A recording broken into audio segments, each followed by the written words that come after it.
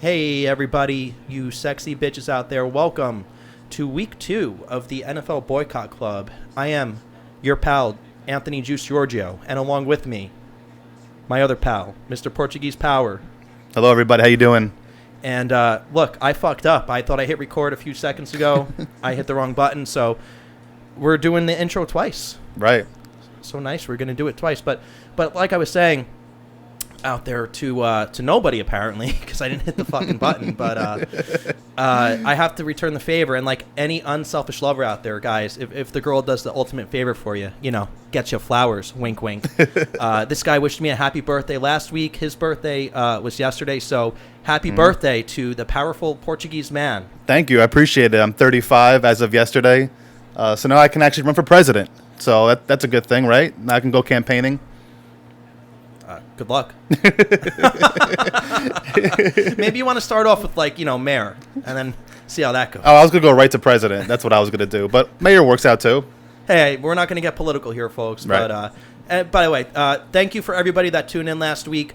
It's up to 101 views, so I don't know who the hell's watching because, like I say on my other show, I can only watch my own show so many times. So somebody's fucking watching. So we do have people tuning in, which is great, and we appreciate your support. And that's why we're here again for week 2. Right, and in reality, it's our week 2, but in the NFL, it's going to be what, week 4? Week 4. Yeah. Yep. So again, because we don't fuck around here, because we care about the fans and the viewers out there, we're going to go right into the week 4 picks. We don't even have to mention that this guy was 3-0 last week against the spread. Yeah, I don't want to gloat or anything, but I was 3-0, so I'm going to gloat. So let's get into it. Right. And top 3 picks with the spread. Yep. So we don't do that nonsense where we give you the picks at the end. We give it to you right from the beginning. So let's start off with the. By the way, that's like starting a card with the main event. That's like starting with the World Heavyweight Championship as your opening match. Isn't that how it should be though? I mean, we wait till midnight to see a UFC event. I mean, by that time it's like 5 hours into the match. Because they don't care about their fans. They already got their money. We care about our fans. We're gonna give you the picks right now. So after a 3-0 week, let's see how we can do this week. First game I'm looking at right now is the Seahawks and the Dolphins. Now, I'm going to go with the Dolphins here, +6. I know people are probably yelling at me right now, Dolphins, come on, against the Seahawks. But for whatever reason, teams have a tough time playing in Miami. It's probably the humidity. Teams go down there and just can't really perform as well. We see it with the Patriots where they lose to the Dolphins. It sounds like they need Viagra, bro. Something like that, yeah, at least, and whatever they need. But I'm going to go with the Dolphins here, +6. Fitzpatrick had a really good game last game, and I see the Dolphins giving Seahawks a little bit of trouble. So you think the Dolphins are going to win outright, or you think they're going to lose by less than 6? Because the Seahawks are fucking looking strong, bro. I see the Seahawks winning that game, but I like the Dolphins with the 6 points. And I'll tell you what, it's another thing. I do mention this a lot, and I think it's very underrated. And I think West Coast teams statistically are doing all right playing at 1 p.m., but I don't like when they do that. I honestly don't think it's fair that a team has to fly for fucking 5 hours to the East Coast and play at 1 o'clock when they're used to, that's their 10 a.m. So yeah, look, I don't agree with it. It's the way it is. They're men. You play football for a living, so Well, that's another reason I'm looking at this game is just because of the travel, the humidity down in Miami. Nothing like Seattle where you have that 60-degree weather. I just think Dolphins make it a close game here, and I'm going with Dolphins +6. That's my first pick of the week. And Fitzpatrick, I don't know if I said this already. I might have said it on the version that didn't get recorded, but Fitzpatrick looked great. Oh, he did. Absolutely. I think he had 2 passing touchdowns and a rushing touchdown. I mean, come on. I mean, it is Jacksonville, but still, he played well. Yeah, not exactly a powerhouse, folks, but take it at face value. I mean, I'm not saying the Dolphins are the real deal just yet, but I like their coach. Yeah, and Flores. He used to be on the Patriots. Absolutely. And Fitzpatrick, he say what you will about him. He's been on like 20 teams. Right. He's like an NFL journeyman, but he can pull some shit out of his ass. Oh yeah, absolutely. I mean, he's not going to win 12 games, but he'll get you 8-8. Right? And for the Dolphins, that's like 10-6. Yeah, that's a good record for them. I mean, they're just warming the seat up for Tua, obviously. And we're still yet to see how the AFC East is going to shape out with Brady, obviously now being in Tampa, and Cam now came down with the Rona. I don't know if we knew that last night or yesterday, but we certainly know it today. Yeah, that was today's news, I believe. And of course, I got him on my fantasy team today. And what happens? He gets coronavirus.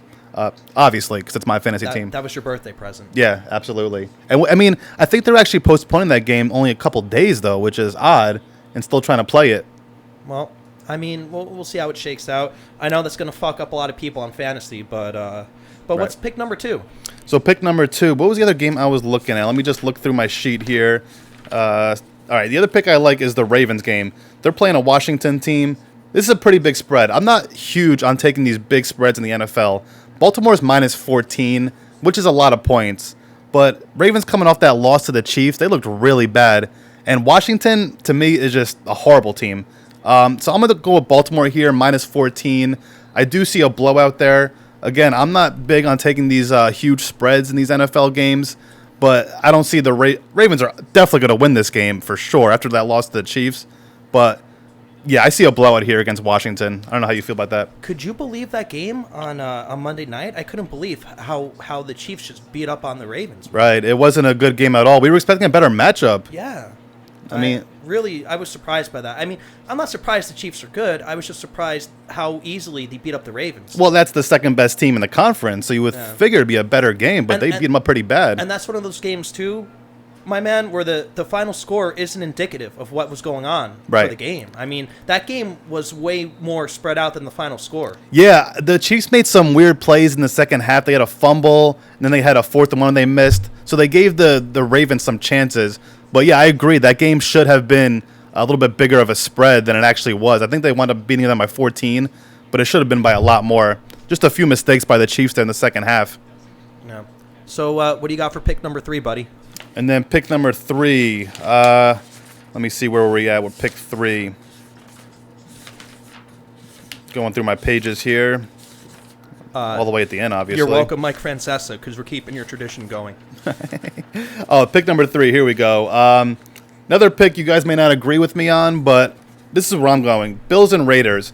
Bills 3-0. They're playing at the Raiders in Vegas. Raiders being 2-1. I know the Bills have been playing well. You know, they got lucky to be on Sunday to beat the Rams. But the Raiders are a pretty good team. I know they got blown out by the Patriots, but I just see this game going the Raiders' way, especially at home. Buffalo's minus 3. At the Death Star. At the Death Star. I love that name, by the way. As we say in Jersey, the Star of Debt. Yeah, I do like that name. But Raiders are getting 3 points at home against Buffalo.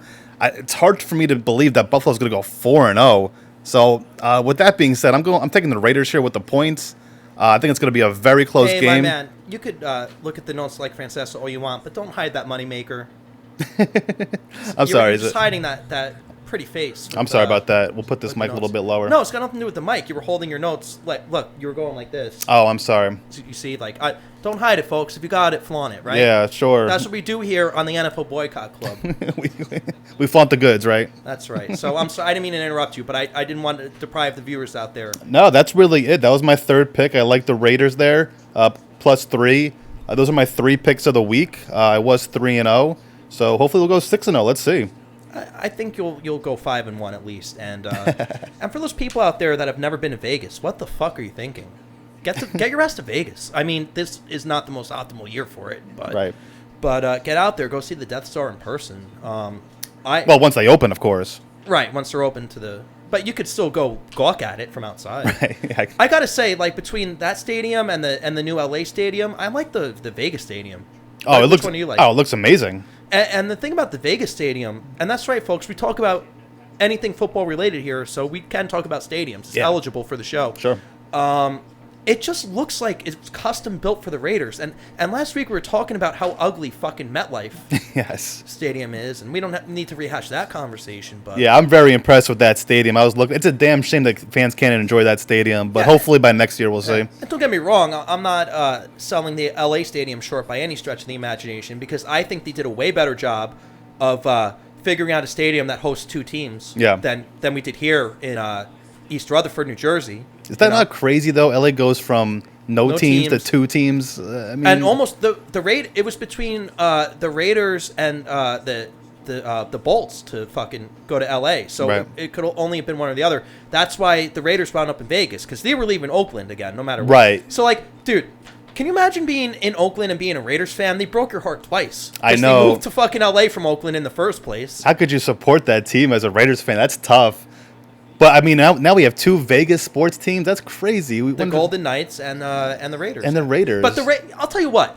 If there was going to be one NFL team to go to Vegas It has to be the Raiders, Oh, man. sure. Yeah. Because they just have that, the autumn wind is a Raider. And, like, all that, like, their reputation belongs in Vegas. You know what I mean? Yeah. I don't know how else to put it. That and the Raiders have a pretty big fan base, so they don't have to establish a fan base there. Like, if the Chargers went there, that'd be a little bit more difficult. Chargers have no fans, bro. Yeah, they really don't. And San Diego, as beautiful as a city as San Diego is, I've been lucky enough to have been there a couple times in my life. Supposedly the best all-weather climate anywhere in the world. That's what I've heard. I never been, but I heard it's like 80 degrees all year round, no humidity. Yeah, and sunny. Yeah. Yeah. And the reason for that, now we're going to get a little away from football, but the reason why the weather in California is so beautiful, folks, and the reason why we get hot and humid and sticky days here on the East Coast has to do with the current of the ocean. So the water, believe it or not, swirls like this. It swirls clockwise. So in the east, the reason we get that humidity is because we're taking all that hot and humid, sticky water from Cuba, and it boils up here on the northeast, and that's why we get humidity.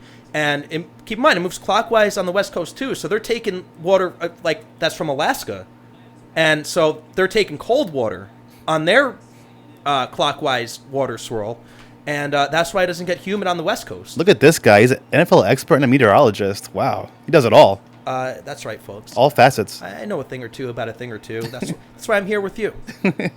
And it actually gets cold in San Francisco during the summertime. Well, they're northern. I don't know if that has anything to do with it, but I think if you want to go latitude and longitude, San Francisco is about the same, I guess, longitude as us. They're almost the same.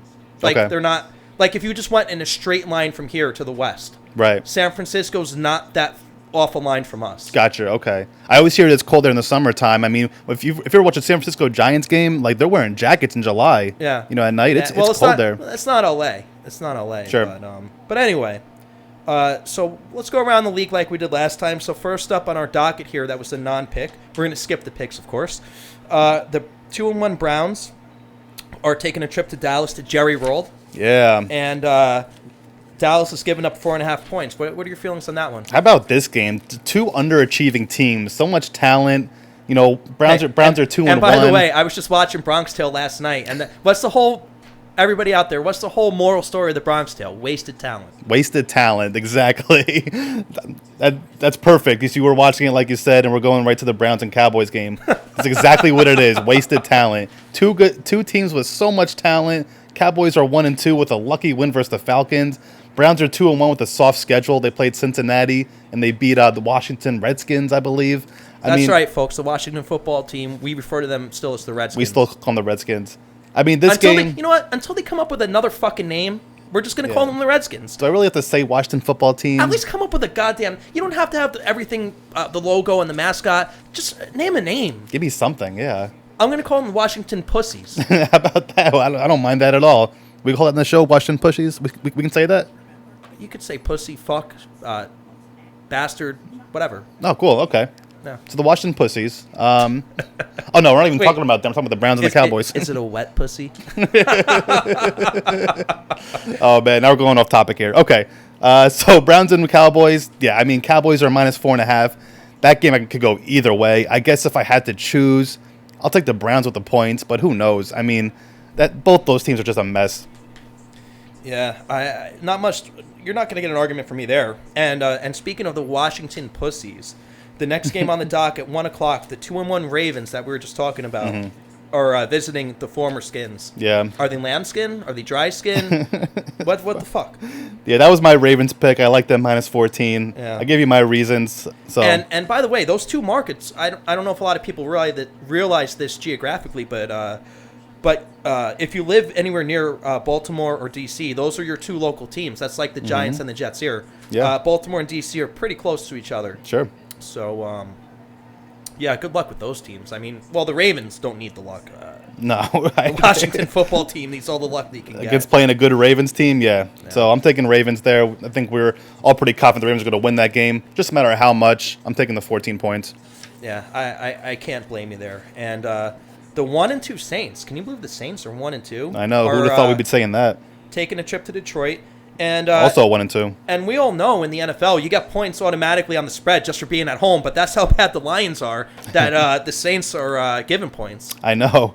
I mean, you taking or laying? I don't know. This game is tough.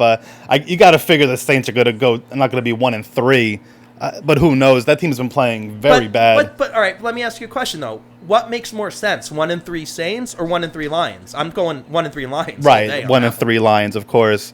But the Lions surprised us last week. They beat the Cardinals, which I told you the Lions are a tricky team. That was a trap game. That was a trap game. Yeah. They're a tricky team. Like I said, they'll win 5 games a year. Orgo. Oh, I'm sorry, I called you by your last name there and not Portuguese power. But real quick, why don't you tell the millions and millions out there what a trap game is? Because they may not be familiar with that term, and I think that's important to explain. Well, a trap game would be a team that's inferior going to a team that's playing very well. Obviously, the team playing well is supposed to win that game. Everybody jumps in their bandwagon, and then especially that team that's the favorite, they probably overlook that game and think they're just going to blow the team out and move on to the week after. Right. So that's what a trap game is, which I'm sure a lot of the NFL fans know anyway. All right. Well, all right. So is that all you have to say about that, Forrest Gump? That's all I got to say about that. All right. So next on the docket, we have the 1-2 Chargers visiting Tampa Tom. Tampa Tom. And the Bucs are laying 6.5 on this one. Let me tell you about Tampa Tom, because last week I had Mike Evans. And by the way, I think 6.5 is a very generous spread. The Chargers are a good team, though. Don't forget. I mean, despite them being 1-2, well, they have the rookie. I think Tyrod's out, but the rookie looks pretty good. Give him some time, Justin Herbert. No, I agree. No, look, I'm not going to argue on giving some time, but the time is now, and I think 6.5. I think you got to bet the farm. I said this last week, by the way, and I was right on my bet the farm pick. I think you got to bet the farm on Tampa this week. Well, let's not crown the Buccaneers Super Bowl champions yet. No, I'm not saying. I think they're going to back their way. I don't even think they're going to win the division, dude. I think the Saints are going to win the NFC South. I think, if anything, they're a wild card team. See, here's a game. I'll actually go with the Chargers here. I see this really. As so you think they're going to lose by less than 6.5, or you think they're going to win outright? I think Buccaneers win, but less than 6.5. Okay. Yeah. Well, but I just wanted to tell you about Tampa Tom throwing my boy Mike Evans 2 touchdowns last week. Yep, my boy too. And it was kind of funny because he only had 1 yard receiving. Both those touchdowns were at the half-yard line. So try to do that, folks. Have more touchdowns than receiving yards. That's hard to do. But regardless, I got 13 points from him. Well, when Tom Brady's your quarterback, He loves to pass on the 1 yard line, Tom. He does that a lot.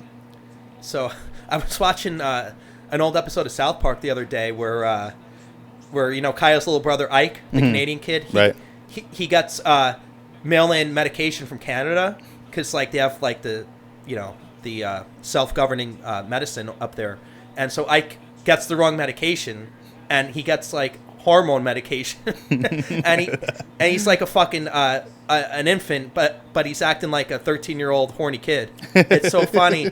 And then Kyle figures it out eventually. He goes to Canada to figure it out, and he goes, "Wait a minute, if you're sending Ike this, and he should be getting." I think he needed constipation pills. You know who's getting Ike's constipation pills? Who? Tom Brady.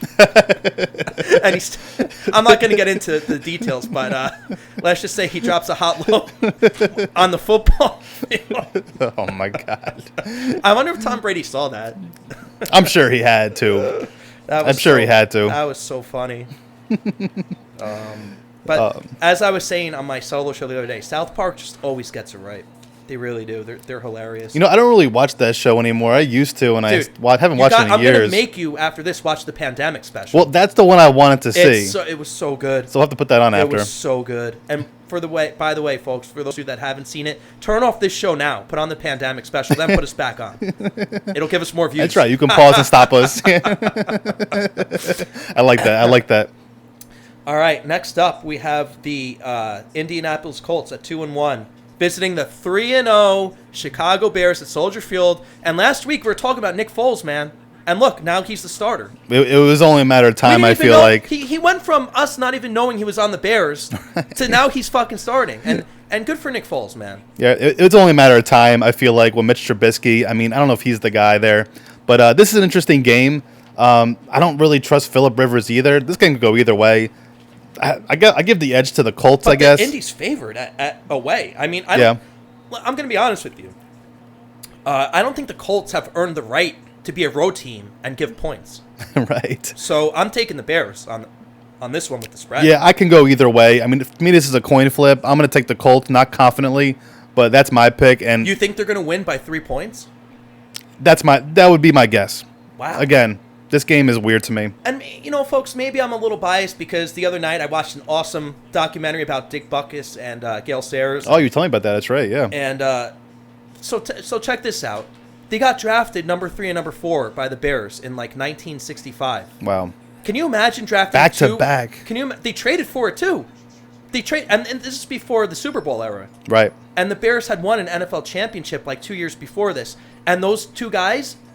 And Mike Ditka was on the NFL championship team, not the Super Bowl team, because there was no Super Bowl that year. Right, not that year, yeah. But they had those two guys plus Ditka. Ditka was a third or fourth year guy when Dick Butkus and Gale Sayers were both rookies. And just an unbelievable documentary. And look, folks, he's 35, I'm 36. These guys had 4 shot-out knees by the time they were 28. Unbelievable. And Butkus played on them. Right. Sayers had to retire. He had no choice because the doctors back then weren't good enough. But Butkus he rode out those knees till they wouldn't work anymore. Oh yeah, I mean that guy was a monster. They showed him at the end of his career. He was limping around on the field, but still fucking kicking motherfuckers' ass. Right. And just like I said about last week, the idea of football, you want to take him by the throat and just fucking kill him, right? And that was Butkus, man. And he was just a naturally big guy. I feel like he didn't step foot in a weight room. I feel like he was just naturally big. Oh yeah. And when he got drafted, it's funny. The guy that made the announcement when he got drafted said Butkus, and he talked about that, and he goes, because they didn't even know who he was. Not just that, but the guy, Butkus goes, the guy must have been Lithuanian like I am because he pronounced my name right. Oh, that's actually how you pronounce it. Well, in Lithuania, yeah. In that country, yeah. Yeah. And just a cool story. If for all you boycotters out there, go and watch the old NFL documentaries because they're great. Anything from prior to the year 2000, right? I mean, everything since then, it's just they've pussified the game, and that's why you guys are boycotting. I know you can't tackle the quarterback. I mean, what can you do to a quarterback? You have to hit him between the chest and the torso area. The chestal section, as Dane Cook would say. Chestal section, yeah. I mean, and you basically can't tackle a quarterback. No, you can't. You can't. And this is back when football was football. And, Joe Namath, who you can see right behind my friend here, got the shit kicked out of him. Sure. I mean, all those guys, all the quarterbacks did. We talked about David Carr last week. You want to talk about late hits? They were coming in 10 seconds after they threw the ball and tackling these guys. And did you know that out of respect, some people would just touch Namath for the play to die because they go, "What are you, fucking moron? If you hurt him, you hurt the game." Right. Seriously. Yeah. So I have no problem with the quarterback not getting the shit kicked out of him, but don't do it because it's in the rules. Right. Oh, and Butkus would he would late hit people. Oh yeah, he stopped on people's legs. He would rip people to the ground. I mean, that's football. Yeah. He was LT before LT. It was the ultimate gladiator sport back then. Wouldn't you say he was probably the best linebacker up until Lawrence Taylor? Oh sure, absolutely. Yeah, I mean 100%. Just talk about a game changer, man. I mean, with Lawrence Taylor, I don't think Butkus was on cocaine like Lawrence Taylor was, but whatever he was on, it was natural. That's for sure. Yes. Just a big, tough dude. And you know what? I'm not saying there's not big, tough dudes anymore, but it's just not the same. It's different. It's not the same. A lot of these guys, pretty much all of them take some type of PEDs or steroids. I mean, they might not get caught, but I think a lot of them are doing it. I think Dick Butkus was more that naturally big guy. You know what I'm saying? Oh, and just talk about football instincts. But him and Sayers both had them. You got to see, Sayers was doing kick returns for touchdowns before that was even a thing. Oh yeah, exactly. Yeah. Unbelievable how athletic he was, and great. And dude, the other thing, he was graceful. He was like a swan. Seriously, it's like if you could.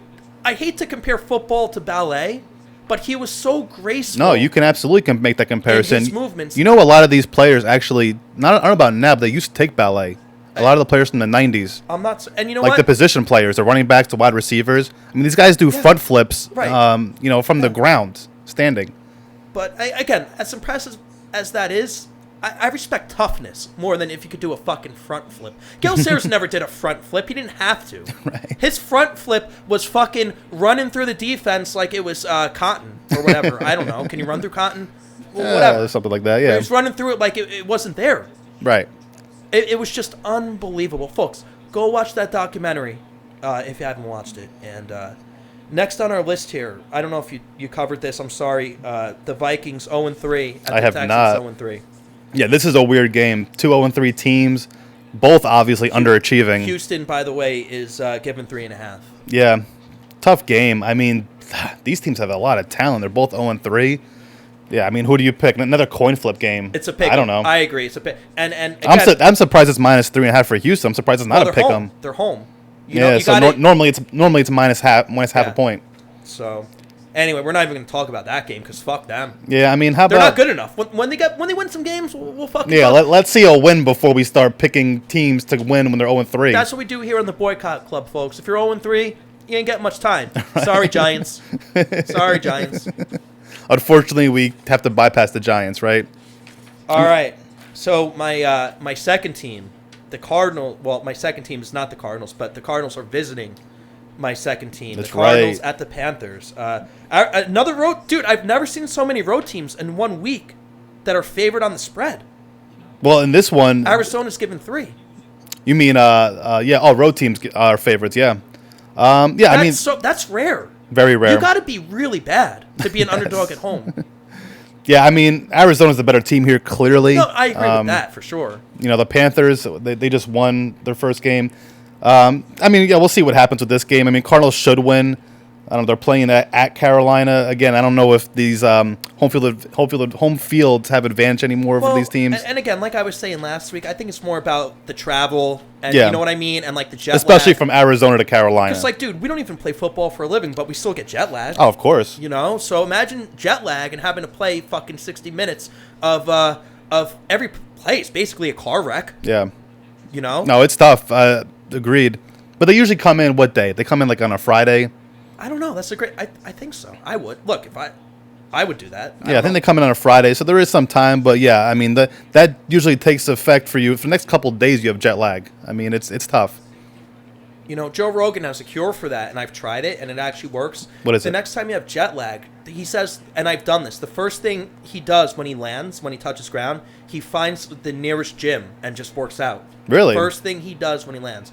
I'm usually too drunk from the airplane. But Yeah, I feel like I would have no motivation at that point. No, but when I go on like a business trip or whatever, I've tried it, and it does work. It does help. Really? Yeah. Okay.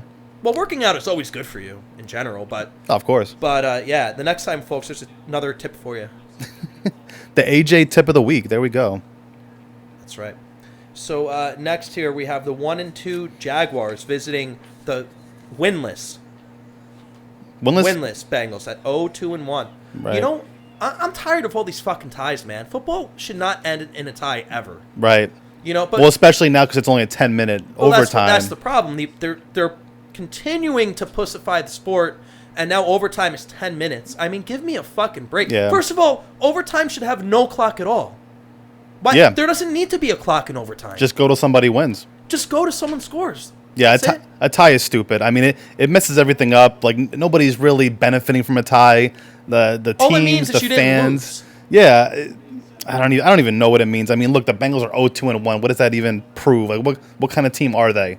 So, I mean, this Well, kind they of got a young quarter. Look, I like their quarterback. I mean, I like him too. I think he's going to be a great player in years to come. Yeah. And he's just got to take his rookie lumps, man. But look, I'll tell you what, that tie for him is a win, for as far as I'm concerned, for him. Yeah. You know what I mean? For his mentality.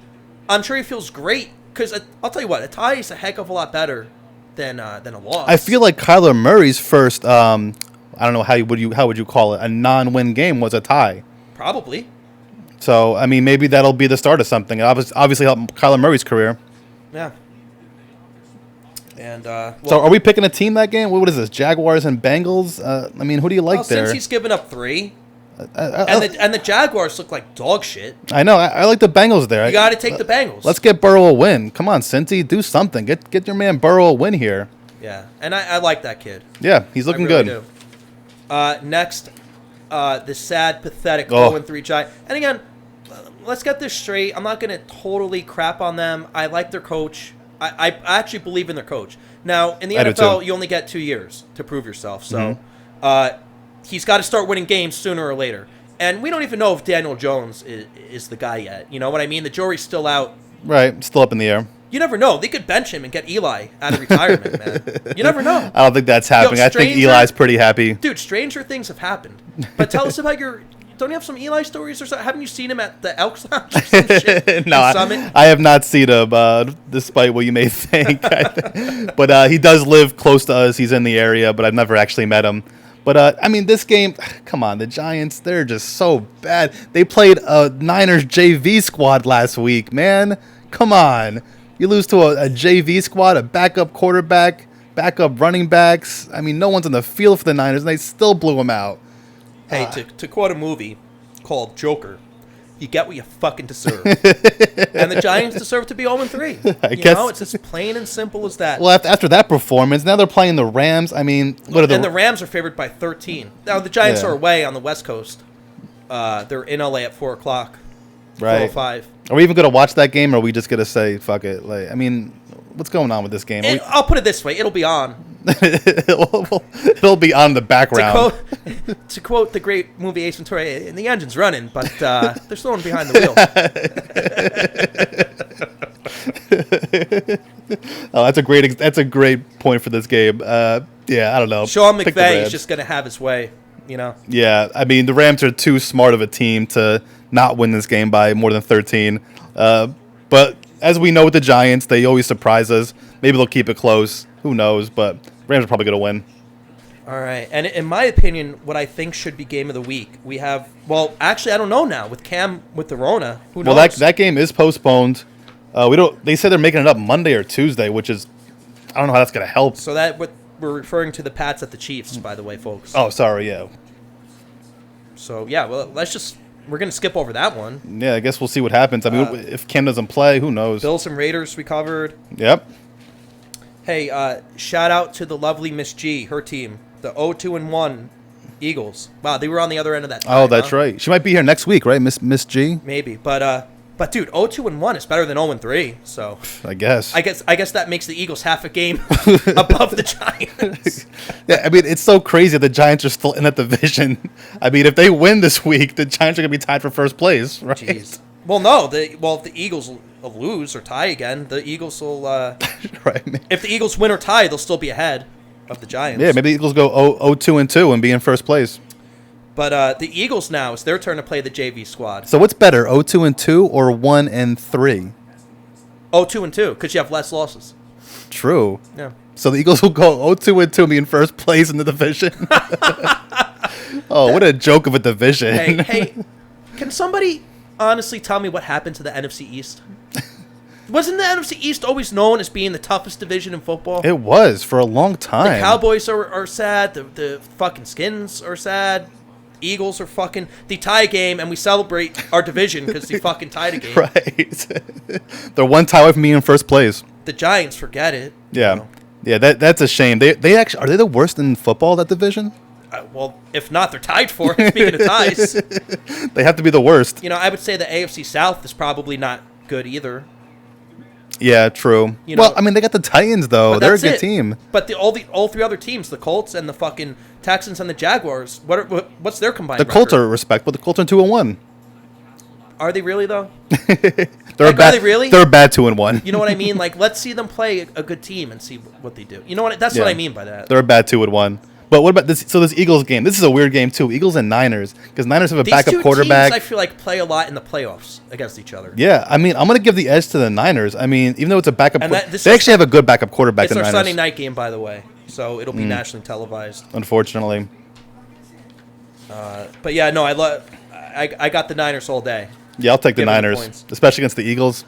Here's one for you. Another couple of teams that I swear play in the playoffs all the time. The 0-3 Falcons are taking a trip to Lambeau Field against the 3-0 Packers. When the Falcons were actually good. Dude, you know what? The Falcons are good. They just can't close. Yeah, I mean, guys, are you familiar with the saying coffee is for closers only? Well, the Falcons, there's no coffee beans. The Falcons should be 2-1. That 0-3 record is pathetic. They should definitely be 2-1. And it's another national game, ESPN Monday night. Yeah, unfortunately. I mean, who knows? Maybe it becomes a shootout. Those are two good offensive teams. Is Julio Jones playing? I think he might be out that game. I know he has an injury. I think it might be a game-time decision. Yeah. But that game, yeah, that's a weird Monday night game. Got to go with the Packers, right? Oh, load up all day, man. I'll fucking give those points. Fuck yeah. And the Packers now are playing prime time 2 weeks in a row. Last week the Saints did. Now That's this week right. The Packers are.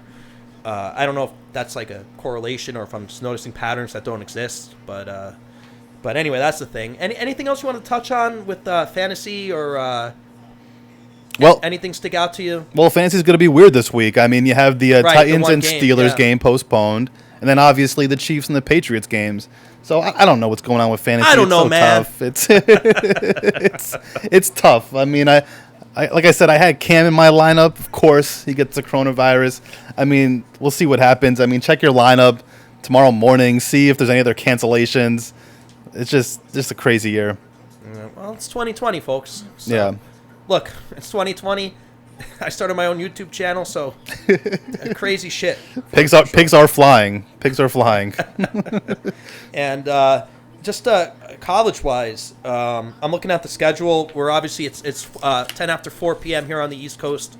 For all our West Coast listeners. Yeah, there's a couple good games I think today. Anything stand out to you on the primetime college lineup? Well, the one game I obviously is probably going to be the best game of the day is Auburn versus Georgia, 7 versus 4. I agree. Yeah, I mean that has to be the game of the day. It is good to have the SEC back because I'll tell you what, folks, I don't have a dog in the fight here. To shout out to Michael Vick. I'm kidding. I'm just kidding. Oh, we're going there. I love dogs. All right. I think what he did was disgusting, but he did pay his debt to society. All right. But dogs' lives do matter. They do. But no, I don't see a better game that I would be more interested to watch tonight than number 7 Auburn at number 4 Georgia. Yeah, I mean, what else you could have picked? I mean, the other game I was looking at was the Alabama game, which is on now actually. They're playing Texas A&M. Well, I mean, in reality, that should be a decent game. Should be. Texas A&M always shows up for Alabama. They do. A lot of teams will try to show up. Yeah. You know how it goes. Yeah, teams play them tough. That's the Bill Belichick of college. Saban. Yeah. How could you not? I mean, the guy's amazing. He has how many championships? At least 6. It's ridiculous. Yeah. By the way, folks, I don't know if you knew this, but random knowledge, and this fact is only true because of how old college football is. Guess which state out of all 50 states has the most college football championships? You'll never guess. I mean, I would guess Texas. You would guess that. Guess what state? California. New Jersey. Oh, because of fucking Princeton. Rutgers, too. Not even Rutgers. Rutgers has no championships, but Princeton has like almost 40 championships. In the late 1800s or 1900s, right? And it's only... Right. I hate saying the word literally, but this is literally only because of how old college football is that New Jersey, of all states, isn't that a weird fucking fact? Because there were less teams back then, too. So, folks, welcome to not only the birthplace of college football, New Jersey, welcome to the state with the most fucking championships. And until Alabama catches... Alabama's number 3, by the way. But until they catch up, guess what? We're the fucking champs. How do you like that? That's a great fact. Did you know that? I had no idea. Because I was curious one day. I was fucking looking it up. And, it's nuts, right? That's a great fact. I mean, it just has to do with the age and how long they've been around for. It's got nothing to do with New Jersey having good football. Although, I will say, and anybody that knows college football will admit, New Jersey is like a top 3 state that recruits come out of high school. Right, but they all go to Texas and Florida. No one wants to stay here. Nobody stays here, no. Dude, I'd be out. Fuck it. Of course. Go to Miami. Dude, you're telling me if Rutgers makes you an offer or Miami, you're not going to pick Miami? Oh, of course. And we had 2 NFL players who grew up in New Brunswick. I mean, they could have literally just, went across the street to Rutgers. That's hilarious. It's a mess. But, obviously, like you said, where are you going to go to? USC or Miami or Rutgers? I mean, that's an obvious choice. Yeah. Well, anyway, folks, I think that's all we got for today. Unless you have anything else, Mr. Portuguese Power. No, I think that's good from me. I gave you my picks. Let's see how we do next week. That's really it. Yeah, and now you're starting to ramble. That means we got nothing left in the tank. See, that's what we do, folks. We go till there's nothing left in the tank here. Nothing left in the tank. So, thank you, everybody, for joining us. Shout out again to all the viewers from last week. Tell your friends. Let's keep it growing. We're having fun doing this. We hope you're having fun watching along, because if it's not fun, it's going to suck. And we're just a couple guys that know a thing or two about football, just trying to have a good time, and hoping to educate some people. And we're 3-0 with our picks, by the way, so we can claim that we're undefeated. We are thus far. We are. On the NFL Boycott Club. So to all you boycotters out there, stay strong. We'll provide you with the news and the updates. Don't give these motherfuckers ratings. Don't do it. It's not worth it. Let us do it. We'll do it so you don't have to. See you next week, guys. All right. Love you guys. Peace out.